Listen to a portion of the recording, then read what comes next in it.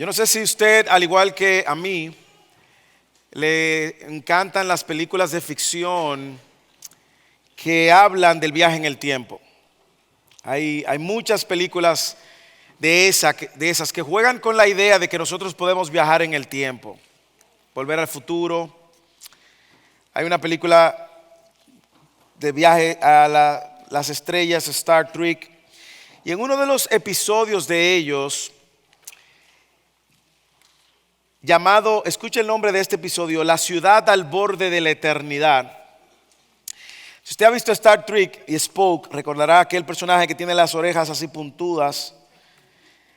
Y usted tiene a Kirk y el comandante Spock que viajan en el tiempo en este episodio acerca de la ciudad al borde de la eternidad. Y ellos en el viaje al tiempo terminan llegando al 1930 aquí en los Estados Unidos. Y allí tanto Spock como Kirk salvan a una hermosa joven de una muerte segura y la sacan de su automóvil antes de que ella pudiera mover y la empujan fuera.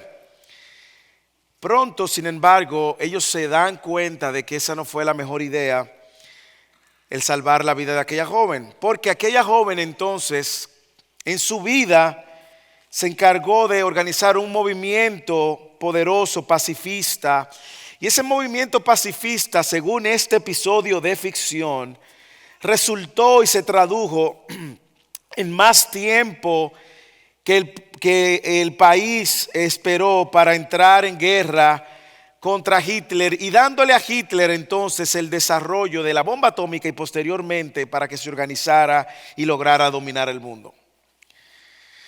Como el tratar de cambiar el tiempo resultó en una mala idea. Y no sé si usted ha estado ahí, que en algún momento usted ha querido ir al tiempo y decir, ¿cómo me hubiese gustado no hacer esto, no tomar esta decisión? ¿Cómo no hubiese reaccionado de la misma manera? Todos hemos jugado con esta idea de viajar en el tiempo, de cambiar el tiempo, de manipular el tiempo. Y es una manera indirecta de nosotros pensar que podemos ser Dios, que podemos hacer las cosas mejor que Dios. Bueno, el texto de hoy tiene una excelente invitación a que nosotros podamos ver la soberanía de Dios sobre los tiempos. Y ese es el título del sermón en esta mañana. La soberanía de Dios sobre los tiempos. Y el texto que leímos y otros versículos que vamos a ver más adelante nos muestran, ha sido uno de los pasajes probablemente más usados, más conocidos en conversaciones para alentar a la gente a que espere. Y le decimos, todo tiene su tiempo, ¿sí o no? Todo tiene su hora. Es un pasaje maravilloso, es un pasaje que muestra en medio de esta narrativa del rey Salomón una perspectiva interesante a su audiencia de cómo poder contemplar la grandeza y la soberanía de Dios, más que lo que nosotros hemos acostumbrado a pensar, que es más de cómo yo debo actuar en el tiempo. Así que si usted ha estado con nosotros durante la serie, usted recordará que en los primeros 2 capítulos el autor del libro de Eclesiastés, el rey Salomón, introdujo el libro dando su tesis, su idea, todo es vanidad en esta vida. Y luego él pasa a desarrollar esta idea, a desempacar esta idea que le toma todo el libro. Y al final del libro él concluye justamente con las mismas palabras que inició el libro. Sin embargo, en el capítulo 3 es el momento donde él hace un giro y empieza en estos 8 primeros versículos con un poema acerca de los tiempos. Yo quiero que veamos a la luz de esa soberanía de Dios sobre los tiempos y en la línea del autor y cómo él ha venido demostrándonos que toda satisfacción, plenitud, propósito en esta vida debajo del sol, es decir, sustituye, y lo hemos dicho, sin Dios es una vida vana, vacía, es como un vapor y que es una vida sin sentido, es un absurdo, dice el autor de Eclesiastés. Y ahora él quiere apuntarnos a Dios y ver cómo es Dios quien ha fijado los tiempos y cómo Dios es soberano sobre lo que él ha fijado. Por lo tanto, si usted lee esta porción hasta el versículo 15, se dará cuenta que Dios, la idea que el texto comunica es que el Dios soberano fijó los tiempos para que Israel en ese momento y el pueblo se maraville de este Dios que controla el tiempo, que fija el tiempo y que le tema a Él. Por lo tanto, a la luz de esa idea que el texto quiere comunicar, yo tengo como propósito e idea central de este sermón ayudarnos a entender que dado que Dios ha fijado los tiempos soberanamente, entonces debemos no solamente temerle, sino también gozarnos en Él. Y para eso yo quiero que veamos dos aspectos que el texto tiene: el aspecto del 1 al 8, donde es un poema, y luego del 9 al 15, donde Él explica el poema. En el primer punto yo quiero que veamos cómo la soberanía de Dios limita el hombre al tiempo. Versículo 1 al 8. Y luego vamos a ver cómo la soberanía de Dios invita al hombre a temerle. Primero, cómo la soberanía de Dios limita al hombre al tiempo. Y luego, cómo la soberanía de Dios invita al hombre a temerle. Versículo 9 al 15. Vamos primero por parte, vamos a ver el poema. Versículo 1 al 8. La soberanía de Dios limita al hombre al tiempo. Hay un tiempo señalado para todo. Y hay un tiempo para cada suceso bajo el sol. Tiempo de nacer, tiempo de morir, tiempo de plantar, tiempo de arrancar lo plantado. Tiempo de matar y tiempo de curar, tiempo de derribar y tiempo de edificar. Tiempo de llorar y tiempo de reír, tiempo de lamentarse y tiempo de bailar. Tiempo de lanzar piedras y tiempo de recoger piedras. Tiempo de abrazar y tiempo de rechazar el abrazo. Tiempo de buscar y tiempo de dar por perdido. Tiempo de guardar y tiempo de desechar. Tiempo de rasgar y tiempo de coser. Tiempo de callar y tiempo de hablar. Aunque algunos solamente pensamos que hay tiempo de hablar. Tiempo de amar y tiempo de odiar. Y tiempo de guerra y tiempo de paz. Si usted ha estado con nosotros y ha estado leyendo desde el versículo 1, se da cuenta que aquí hay un cambio de estilo. Y cómo pasa de prosa, que es lo que le he venido enseñando en los capítulos 1 y 2, a poesía. Y el tema incluso cambia. De Dios dando sabiduría y gozo al fijar un tiempo para todo. Esta palabra tiempo aparece como 28 veces en esta porción. Y si usted se da cuenta del versículo 2 al 8, usted se va a dar cuenta que están en parejas. Es una idea que está en paralelo con otra idea. Hay tiempo para todo, un tiempo para cada suceso. Y él te va a decir tiempo para nacer y morir, tiempo de plantar y arrancar. Y cómo estas dos líneas se conectan. Y así usted lo va a ver de línea en línea, conectándose con un propósito claro, y es recordarnos que Dios ha fijado los tiempos. El versículo 1 otra vez: hay un tiempo señalado para todo y hay un tiempo para cada suceso. Salomón ve el tiempo como un espacio de oportunidades, de libertades y también de limitaciones. Sobre todo hay un tiempo para todo lo que Dios quiere que hagamos. Lo más interesante es que hay un tiempo para todo lo que Dios quiere que hagamos cuando Dios dice que lo hagamos. Y aunque al principio en el versículo 1, 2 al 8 no menciona a Dios en esa idea principal, nosotros vemos más adelante en los versículos 11 y 14 de que es Dios quien ha fijado los tiempos, de que es Dios quien soberanamente ha establecido temporadas para cada una de las cosas. Ahora bien, cuando usted lee este versículo o escucha este versículo, ¿qué usted piensa? ¿Usted está pensando que Dios le está diciendo cuál es la mejor manera de usted manejarse en cada tiempo? ¿O que usted debe de esperar cada uno de los tiempos para tomar una otra decisión? Pareciera que el hombre es el centro de este poema, sin embargo no es así. Todo lo contrario. Lo que el autor nos va a demostrar es que Dios fijó los tiempos soberanamente. Todo lo que Él ha hecho en su tiempo soberanamente, con el fin de que el hombre vea a Dios por encima de los tiempos, como Dios que gobierna los tiempos, que es soberano sobre los tiempos, de manera que el hombre le tema y que el hombre disfrute a Dios. Y es interesante, como le dije, ver cómo le interconecta las ideas. Y usted y yo podemos empezar a sacar muchas veces textos fuera de contextos a la luz de este texto. Hay tiempo de odiar y hay tiempo de amar. Ahora te odio, espera que yo te ame. ¿Sí o no?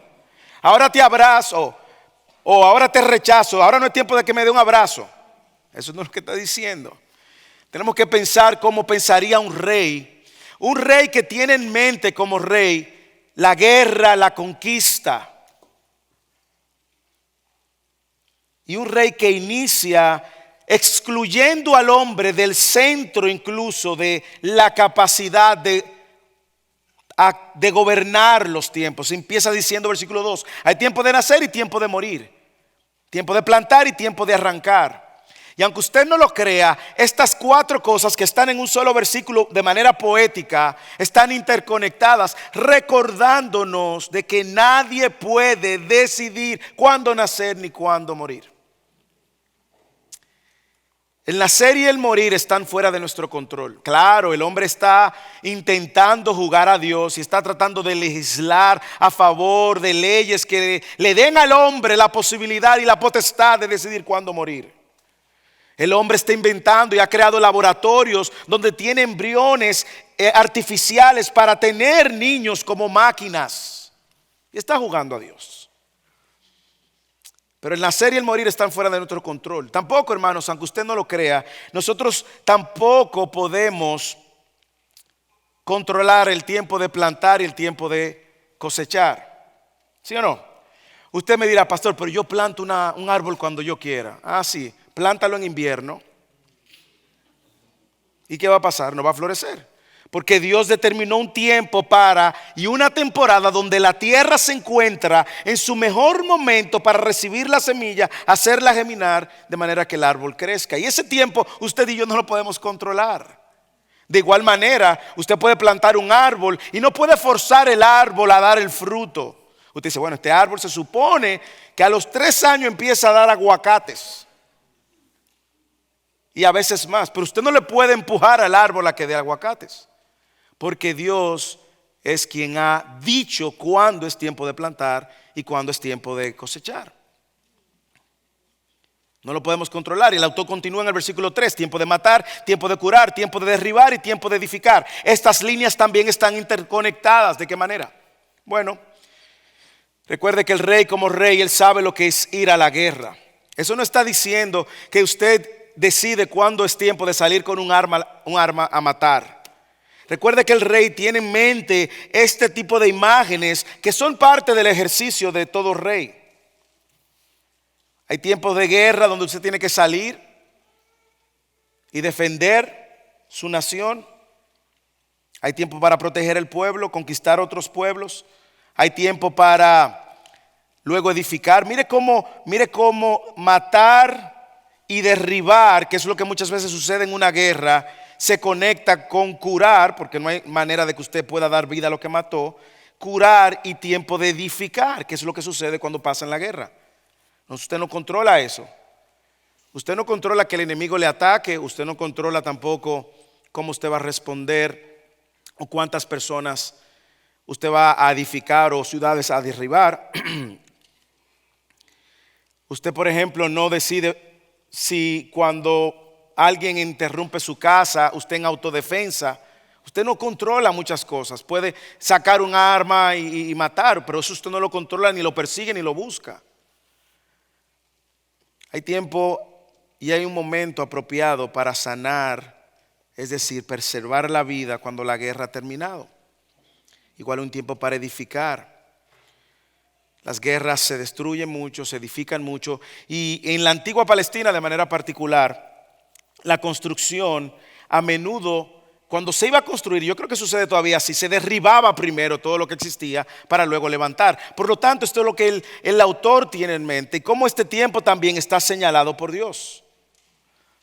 Tiempo de llorar, tiempo de reír, tiempo de lamentarse, tiempo de bailar, igualmente se interconectan. Llorar con lamentarse, reír con bailar. Hay momentos apropiados para llorar y hay momentos apropiados para reír. Usted no va a ir a un funeral a llorar, ¿sí o no? Usted se imagina a un funeral que usted vaya a reír, perdón. Usted no va a un funeral a reír.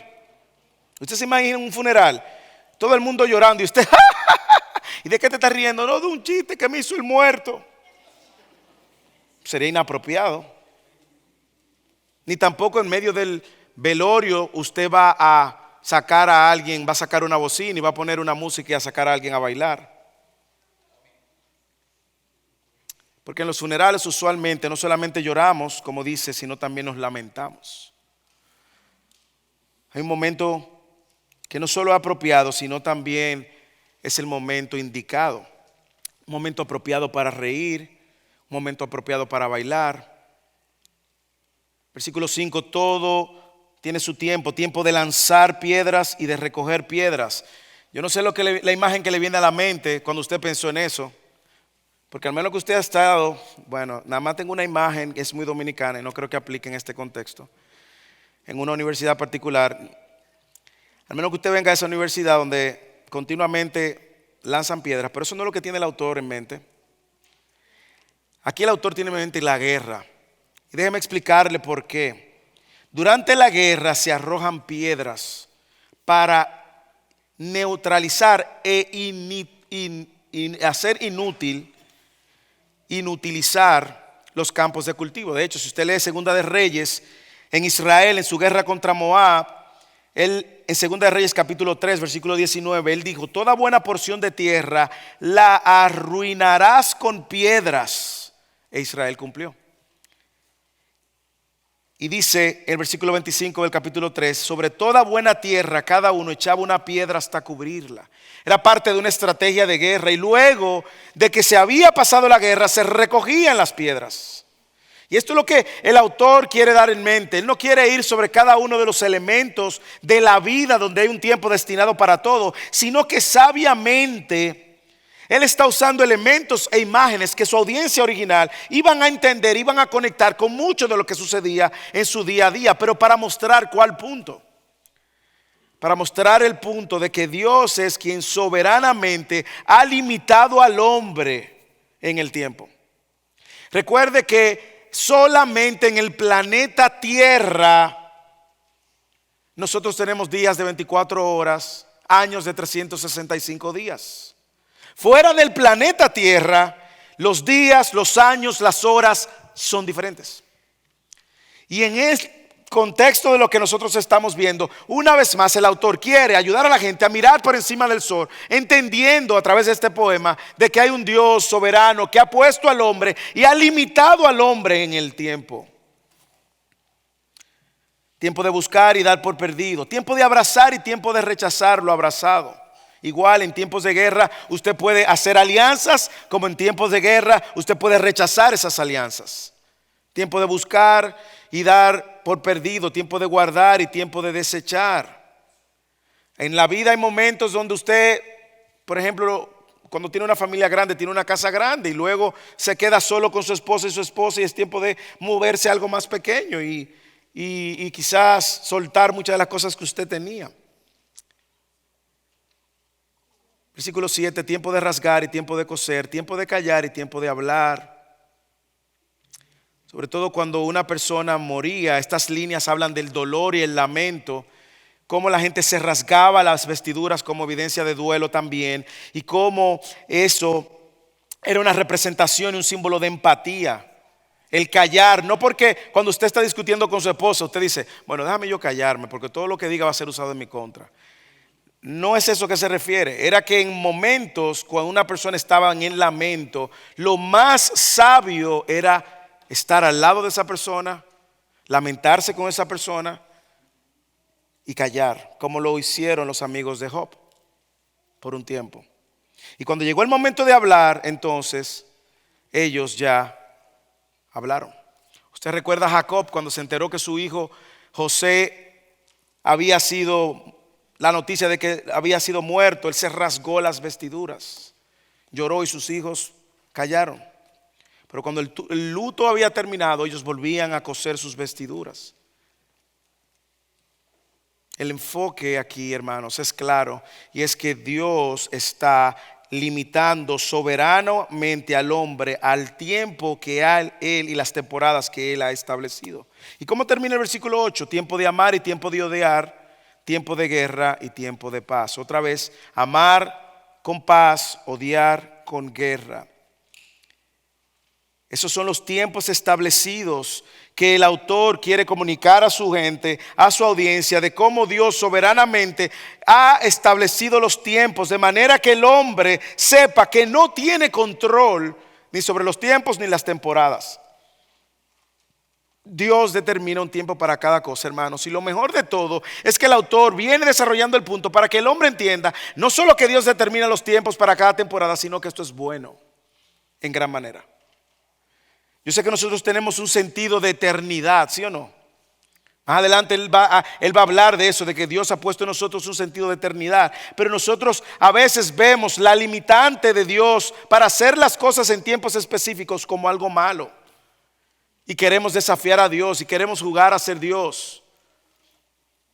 Salomón deja claro que Dios es quien determina. Dios es el actor principal. Dios es el creador del tiempo. Dios es el creador del espacio. Dios es el creador de la materia y nos ha limitado en este tiempo, espacio y materia para que entendamos que Dios es Dios y no nosotros. Y esto es bueno en gran manera. Y como nosotros estamos limitados, ¿qué nos llama y nos invita a esto? Bueno, no podemos controlar los eventos futuros. Entonces nos damos cuenta de que somos finitos. Y eso debe de llevarnos a nosotros a una humildad de reconocer que hay un ser infinito a quien nosotros nos sometemos y nos rendimos. Porque Dios es Dios y no el hombre. Ahora, ¿cuál es el problema, hermanos? Bueno, para entender el problema tenemos que ir al Edén. Entender que desde el Edén el hombre se tragó la píldora. Bueno, en aquel momento mordió una fruta. Se tragó esa mentira de que el hombre podía ser Dios. Y usted ve al hombre que no encuentra satisfacción en la manera como Dios está gobernando y llevando los tiempos. El hombre quiere plantar cuando Dios dijo que no es temporada de plantar. El hombre quiere matar cuando no es tiempo de matar. El hombre quiere nacer, que la gente tener hijos cuando Dios dijo que no es tiempo de tener hijos. El hombre quiere jugar a ser Dios desde el principio. Esa fue la propuesta de Satanás. ¿Y qué hace eso? Bueno, que el hombre sea impaciente, hermanos. Y que el hombre no encuentre gozo en lo que Dios ha limitado al hombre. Hace que el hombre se sienta insatisfecho con todo lo que Dios ha dicho que es bueno. Hace que nosotros encontremos a Dios demasiado despacio. Por lo tanto, nosotros tenemos ahora que nutrirnos de nuestro propio entendimiento y de la sociedad secular y determinar cuándo vamos a hacer cada cosa. Queremos controlar el tiempo para hacer todo lo que nosotros queremos. Dios dice, este es el tiempo de casarse. El hombre quiere jugar a casarse sin casarse. Pero yo creo que cuando Dios nos limita al tiempo, y esto es bueno, Dios nos está invitando a confiar en Él en todas las temporadas de nuestras vidas. Dios nos está invitando a encontrar en Él deleite al saber que si Dios es quien soberanamente ha establecido los tiempos y las sazones para cada cosa, entonces nosotros encontramos contentamiento en eso.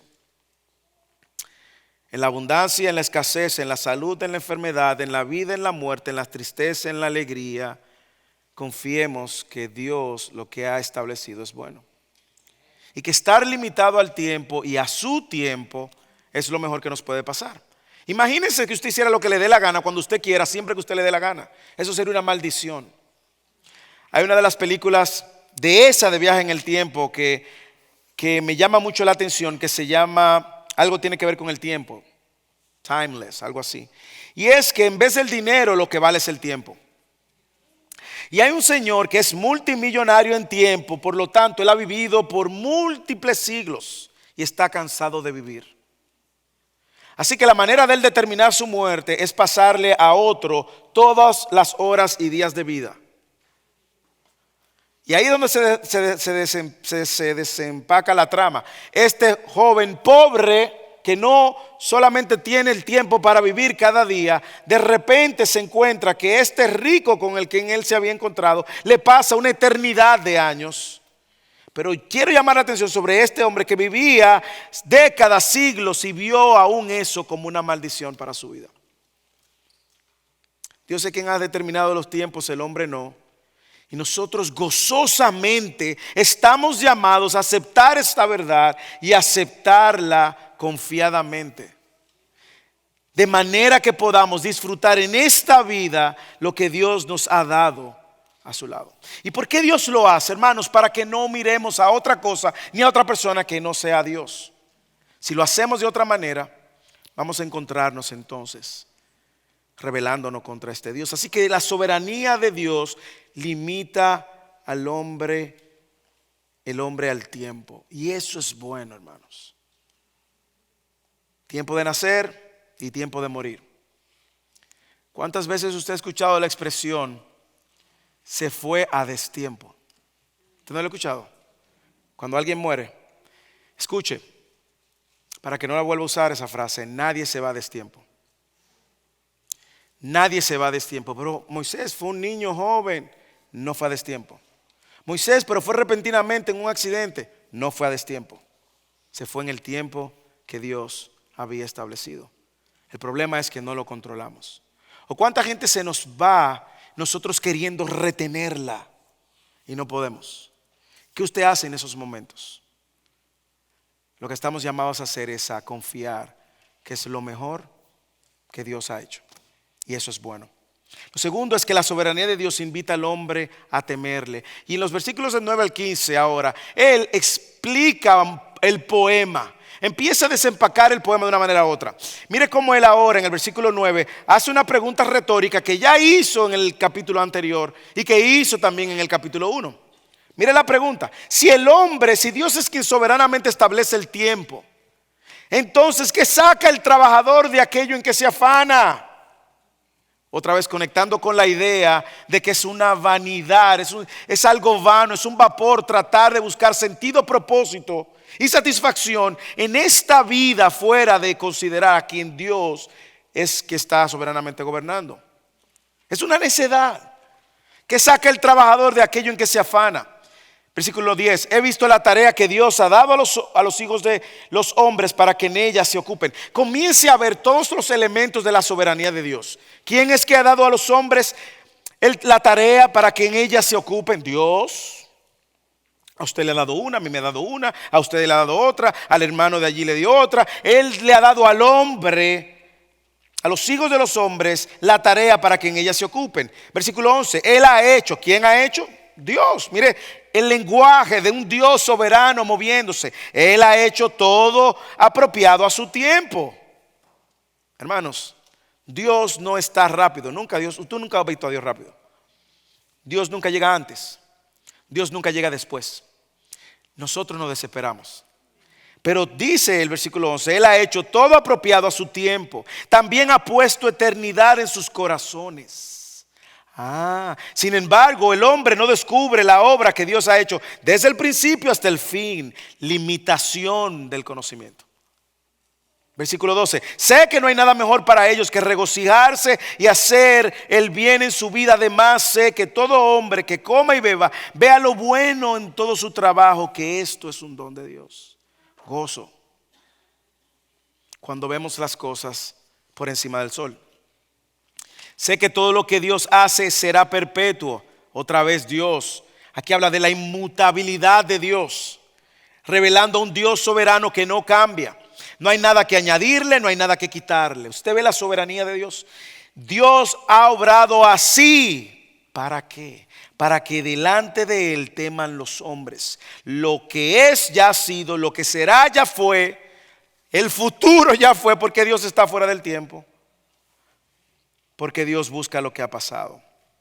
Y Él empieza a explicar. Vamos a desempacar esto. Él empieza a explicar el versículo 1 al 8. Y explicándolo comienza a revelar atributos de un Dios que está por encima del sol.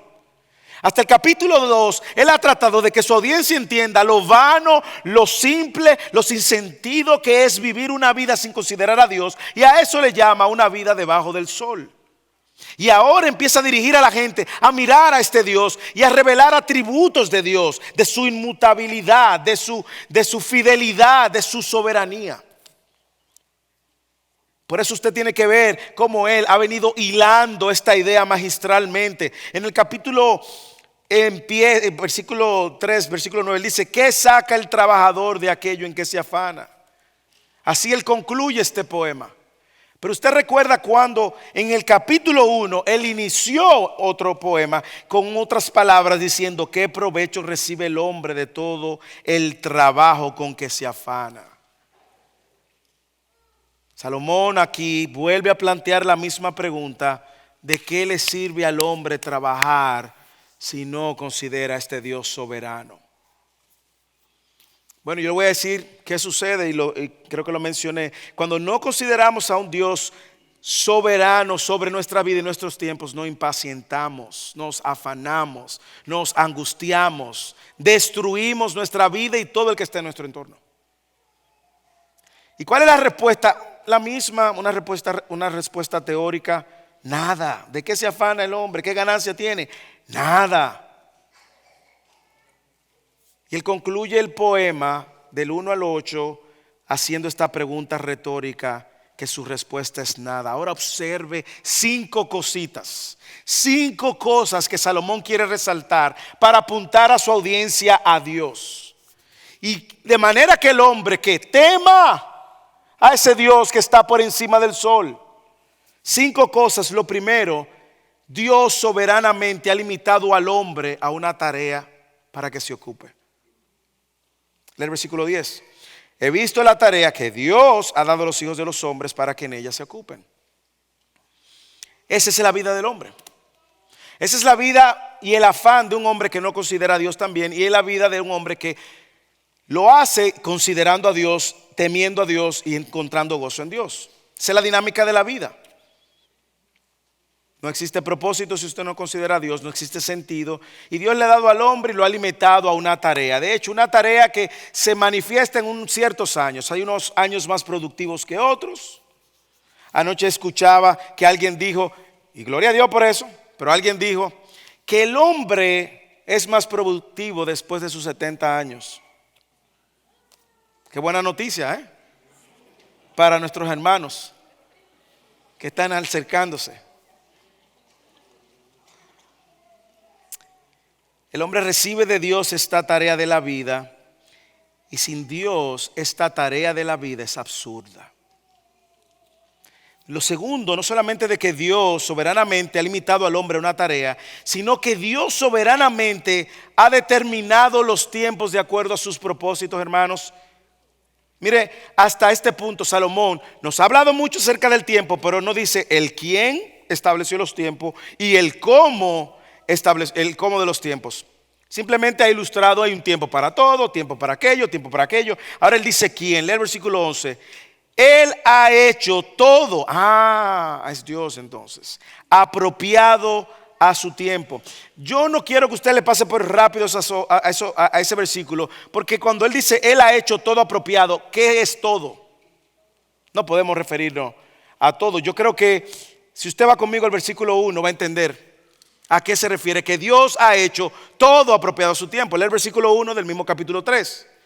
Hay un tiempo señalado para todo.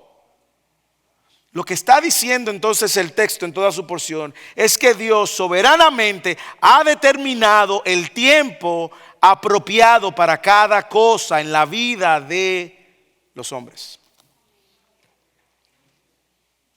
Dios dispuso soberanamente un tiempo señalado para todo. Y por eso es que del 2 al 8 él empieza a decir tiempo de nacer, tiempo de morir, tiempo de... Dios es quien soberanamente nos ha limitado no solamente a una tarea, sino también en un tiempo. Y ahora dice cómo es ese tiempo. Apropiado. Hermanos, ¿usted ha pensado que las cosas en su vida no han salido en el tiempo que usted ha pensado? Quizás tú no has tenido los hijos en la edad que tú pensabas. Quizás tú no has tenido el esposo o la esposa en la edad que tú pensabas. Quizás tú estás luchando con la manera como Dios está manejando el tiempo en tu vida. Es apropiado, hermanos. Todo lo que Él ha hecho es bueno. Todo lo que Él ha hecho es bueno porque Él es Dios y sabe lo que es mejor para nosotros. Nosotros no establecemos los tiempos ni las temporadas, hermanos. Y esto es lo que el autor quiere que ellos vean. Él lo ha hecho de manera que vaya en consonancia con su plan supremo y su plan para nosotros. Tercero, Dios soberanamente ha puesto un sentido de eternidad con limitaciones de tiempo y conocimiento. Versículo 11, también ha puesto eternidad en sus corazones. Sin embargo, mire la limitación aquí del conocimiento. El hombre no descubre la obra que Dios ha hecho desde el principio hasta el fin. Wow, ahora me hace sentido por qué es que le cuesta tanto al hombre y a la mujer aceptar la vejez. Señores, ¿nos cuesta aceptar la vejez? Yo recuerdo cuando yo estaba niño, yo veía a un hombre de 40 y yo decía, ese señor mayor, viejo, grande dirían en México, con 40 años.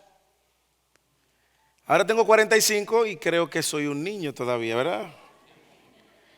Pero usted habla con uno de 70 y se siente que puede.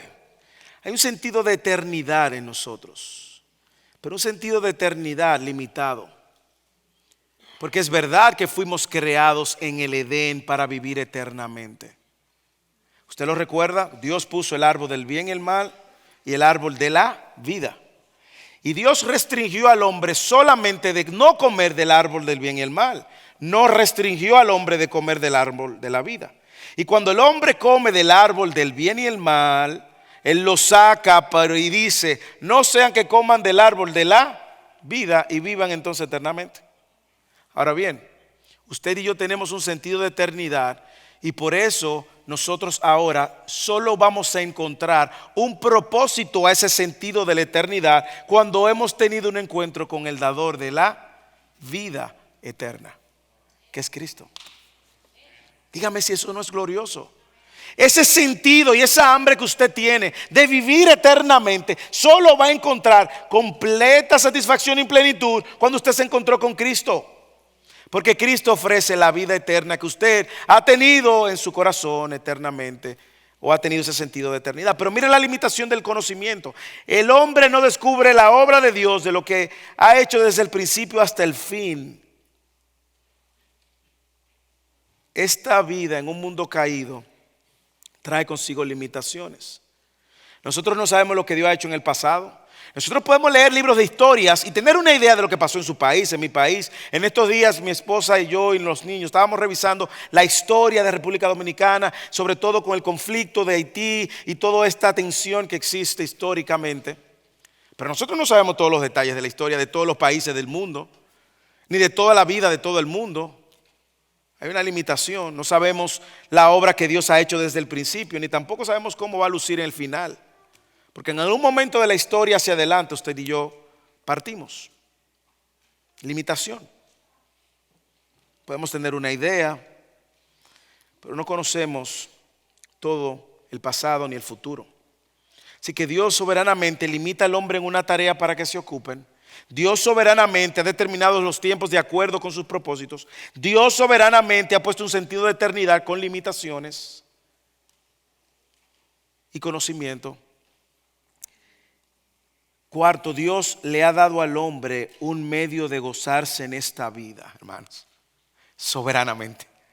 Mire cómo dice el versículo 12. Sé que no hay nada mejor para ellos que regocijarse y hacer el bien en su vida. Además sé que, mire cómo él dice sé 2 veces, es una afirmación, que él está seguro de esto. Además sé que todo hombre que come y beba y vea lo bueno en todo su trabajo, que eso es don de Dios. No hay manera de gozarse, no hay manera de encontrar satisfacción, no hay manera de encontrar plenitud fuera de Dios.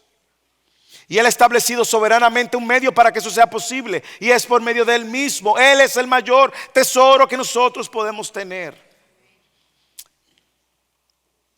¿Cómo podemos comprender completamente el significado de esto que está diciendo en el versículo 12 y 13? Hermanos, haciendo lo que el autor está tratando de hacer, apuntarnos a Dios y ver por encima del sol algo mejor, más glorioso, permanente, eterno, que es a Dios mismo. Y en Él entonces encontraremos satisfacción. Déjame decirle algo. No hay ningún problema en que usted reconozca que Dios te ha dado algo y encontrar disfrute y deleite a la luz de Dios. Hay una historia de un corredor cristiano llamado Eric Liddell. Eric Liddell, él decía que cuando él dijo, Dios me hizo rápido. Y cuando él corría y sentía la brisa pasar por el tiempo, él sentía que estaba glorificando a Dios. Porque había recibido de Dios el don que Dios le había dado. Probablemente a ti Dios te ha hecho buen comunicador, comunica bien para la gloria de Dios. Probablemente a ti Dios te ha hecho buen negociante, negocia honradamente y bien para la gloria de Dios. Probablemente Dios te haya hecho a ti buen cocinero o cocinera, cocina y disfruta de eso para la gloria de Dios. Ahora, fuera de Dios, eso es vanidad. Mire como lo vimos la semana pasada, versículos 24 y 25 del capítulo 2. No hay nada mejor para el hombre que comer y beber y decirse que su trabajo es bueno. Yo he visto que también es de la mano de Dios. Versículo 25 del capítulo 2, la semana pasada lo vimos. Porque ¿quién comerá y quién se alegrará sin él? Porque a la persona que le agrada, él le ha dado sabiduría, conocimiento y gozo. Pero al pecador, su tarea va a ser recoger, amontonar, para luego dárselo al que él le agrada, al que le agrada a él. No sé si usted puede ver a dónde nos está llevando esto, y es cada vez más a rendirnos a su soberanía y aceptar gozosamente su plan para nuestras vidas. Y finalmente, Dios ha hecho soberanamente todo con el fin de que el hombre le tema y se goce en él. Lea el versículo 14 y 15, últimos versículos. Sé que todo lo que Dios hace será perpetuo, inmutabilidad. Dios no anda cambiando.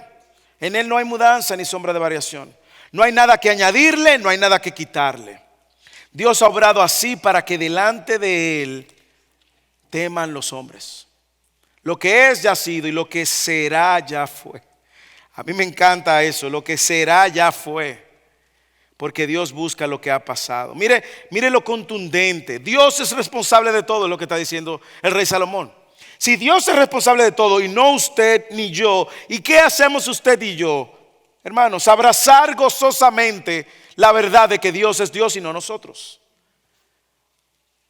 De manera que vivamos para su gloria. Mire, dos preguntas que yo quiero responder a la luz de ese texto. Porque Dios es que nos está mostrando la grandeza de su propio nombre. La primera pregunta es, ¿por qué Dios fijó los tiempos? Y la segunda pregunta es, ¿para qué Dios fijó los tiempos? Aquí tenemos la respuesta. ¿Por qué Dios fijó los tiempos? Porque todo lo que Dios hace, todo lo que Él ha hecho es perpetuo. Déjeme decirle algo perpetuo.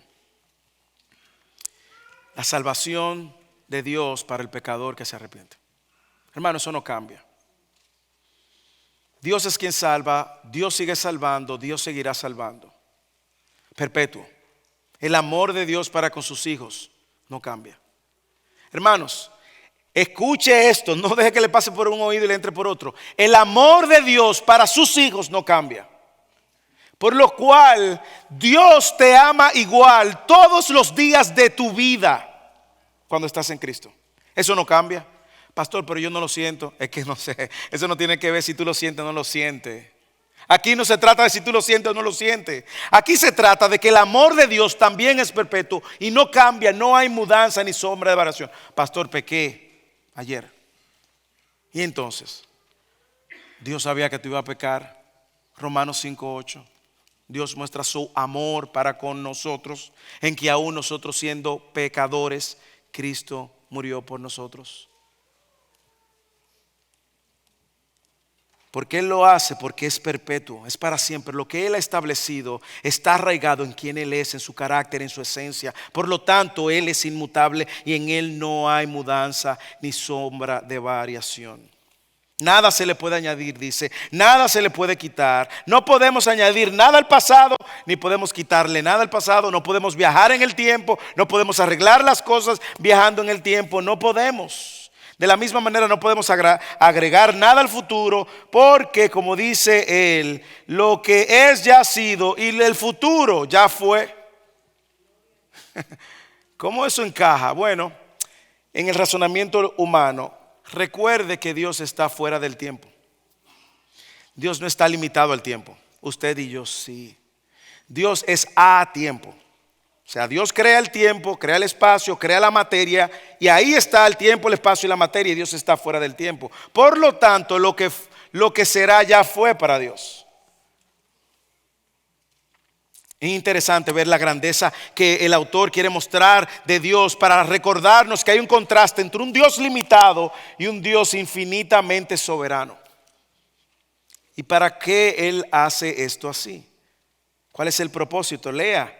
Dios ha obrado así para que delante de Él teman los hombres.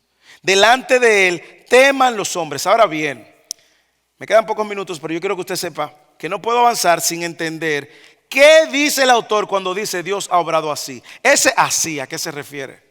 Porque entonces Dios ha obrado así. ¿A qué se refiere ese así? Hermanos, a todo lo que le ha dicho desde el versículo 10. Dios ha obrado así, dándole la tarea para que los hombres se ocupen. Dios ha obrado así, haciendo todo apropiado en su tiempo. Dios ha obrado así, poniendo eternidad en sus corazones y recordándonos que estamos limitados y no hay satisfacción en nada en este mundo, al menos que nosotros estemos en Él. Dios ha obrado así, limitando al hombre en su conocimiento, aún de los tiempos. Dios ha obrado así, al definir una sola fuente de satisfacción y gozo, que es Él mismo. Dios ha obrado así, recordando que todo lo que el hombre tiene, viene dado por Dios. Dios ha obrado así, haciendo las cosas inmutables, perpetuas, para nosotros no poder añadirle ni quitarle. Él ha obrado así, de manera que el hombre le tema y sepa que es Dios, es soberano y requiere toda nuestra atención, rendición. Ahora bien, otra palabra que quizá le está dando a la mente, ¿qué significa temer a Dios? Bueno, si lo vemos en el contexto grande del Antiguo Testamento, tiene varias connotaciones temer a Dios. A través de la historia vemos como el pueblo de Israel temía a Dios cuando estaba en la falda del monte a escuchar los relámpagos y los estruendos. Y temía de que ese Dios santo fulminara a un pueblo pecador. Cuando usted ve a Isaías también va a ver cómo Isaías dice: ay de mí que soy pecador de labios impuros, al ver la majestuosidad y la santidad de Dios. Por lo tanto, el Antiguo Testamento da una connotación de un temor reverente. Pero en este texto, temer a Dios es algo tan simple como reconocer que Él es Dios y nosotros no. Y como Él es Dios y nosotros no, hermanos, nuestra única opción es rendirnos a su soberanía eterna. Nuestras limitaciones nos recuerdan que Él es Dios, nosotros no. Lo que hacemos nos recuerda que Él es Dios y nosotros no. Nuestra incapacidad de hacer lo que queremos muchas veces nos recuerda que Él es Dios y nosotros no. Y eso debe de llenarnos de asombro y reverencia. ¿Usted ve el contraste de un Dios soberano de los tiempos? Pero más aún, temer a Dios también significa aceptar gozosamente que Él es Dios y nosotros no. Aceptar gozosamente su plan, su propósito, su agenda. Temer a Dios significa aceptar que Él, lo que ha dicho que es bueno y perpetuo, es lo que es bueno para mí. Temer a Dios significa aceptar su voluntad por encima de la mía.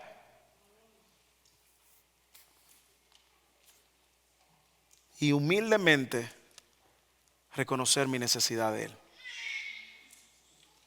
Cuando usted lo ve ya en el lente del todo el Antiguo Testamento, en todo el Nuevo Testamento, entonces usted va a encontrar lo que Dios dice que significa temer a Dios. Cuando en Mateo capítulo 10, versículo 28, Jesús dice: y no teman a los que matan al cuerpo, mas el alma no pueden matar. Teme más bien a aquel que puede destruir el alma y el cuerpo en el infierno. No se venden dos pajarillos por un cuarto. Con todo, ni uno de ellos, mire la soberanía de Dios, ni uno de ellos cae a tierra sin vuestro Padre. Pues aún vuestros cabellos están contados, y los que no tienen se lo contaron una vez.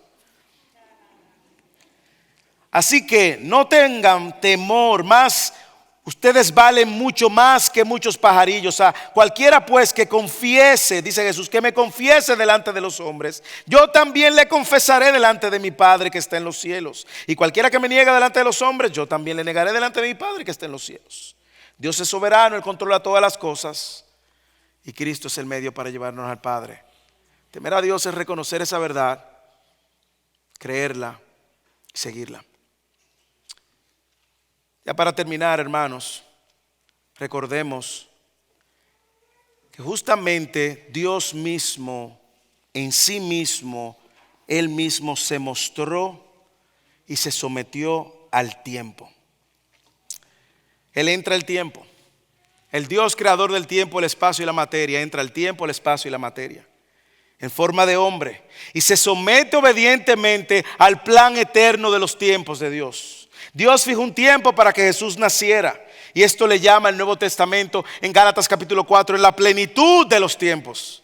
Gálatas capítulo 4, pero cuando vino la plenitud del tiempo, Dios envió a su Hijo, nacido de mujer, nacido bajo la ley, para que redimiese a usted y a mí que estábamos bajo la ley, a fin de que seamos adoptados hijos de Dios. Santo, Dios en su tiempo cumple con el tiempo, viene a la tierra, se hace hombre, y en su plan eterno lo tenía a usted y a mí para hacernos sus hijos coherederos. Jesús fue muy consciente de los tiempos también, y Jesús no se precipitó. Él esperó 30 años para empezar su ministerio y predicar, y cuando empezó a predicar, ¿qué dijo? El tiempo se ha cumplido. Jesús también sabía que había un tiempo para su muerte, y antes de su crucifixión, Él decía: mi tiempo está cerca.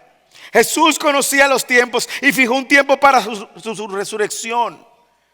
Y en su resurrección Él dijo, antes de morir Él dijo: el Hijo del Hombre será entregado, crucificado, pero hay un tiempo. A los 3 días resucitará. Y es justamente ver el cumplimiento de Dios soberano a través de los tiempos lo que hoy me da esperanza y confianza en el Dios que soberanamente dirige el tiempo. Porque lo más hermoso de Dios es que también Él ha fijado un tiempo para que volvamos a estar con Él. Y ahí muchos nos hemos desesperado, ¿sí o no? ¿Recuerda la noche de la Pascua, de la cena? ¿Qué dijo Jesús? Os digo, yo no volveré a comer del pan ni del fruto de la vid hasta el día que lo coma y lo beba con ustedes. Hermanos, si usted y yo hoy tenemos una esperanza, es porque Dios ha sido fiel en el cumplimiento de los tiempos. Y Dios, a través de los tiempos, en la persona de Jesús, nos ha demostrado que Él soberanamente dirige los tiempos, no yo. Por lo tanto, hermanos, confiemos en Dios, aun cuando las cosas no van como yo quiero. Encontremos gozo y deleite en el tiempo que Dios ha determinado para cada cosa en nuestras vidas, porque esto es bueno. Confiemos y encontremos gozo, y mientras nos regocijamos, estamos mostrando verdaderamente que tememos a ese Dios soberano. Dios soberanamente ha fijado los tiempos. Hermanos, descansen en la soberanía de Dios y descansen en la esperanza que nos da al ver un Dios soberanamente fiel y soberanamente inmutable.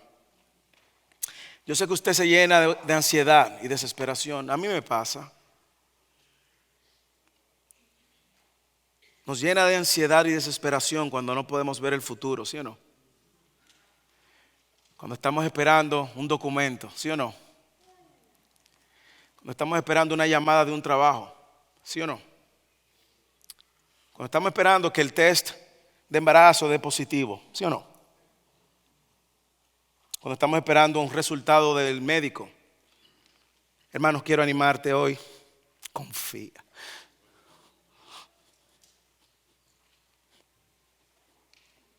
Descansa en el Dios que soberanamente controla los tiempos. De manera que usted pueda, en medio de la espera, vivir confiado y esperanzado de que lo que venga para su vida es lo mejor. Confíe, hermanos, aun cuando las cosas no están saliendo como usted esperaba, confíe. El Dios soberano controla todas las cosas. Por lo tanto, mi temor a ese Dios se manifiesta gozándome en su soberanía, hermanos. Hermanos, es mi oración que si usted en esta mañana, tarde, está desesperado por algo, por alguien, recuerde que hay un Dios soberano que controla los tiempos. Y si usted en esta mañana ha estado dando vueltas sin Cristo, recuerde que no va a encontrar propósito, sentido alguno, al menos que usted se rinda al Dios soberano que ha provisto un medio para salvarnos, y es Cristo. Que usted reconozca su incapacidad y sus limitaciones y pueda abrazarlo a Él como el Salvador. Él demanda de ti creer en que Él es el medio para salvarte y arrepentirte de tus pecados luego de haber creído en Él para salvación.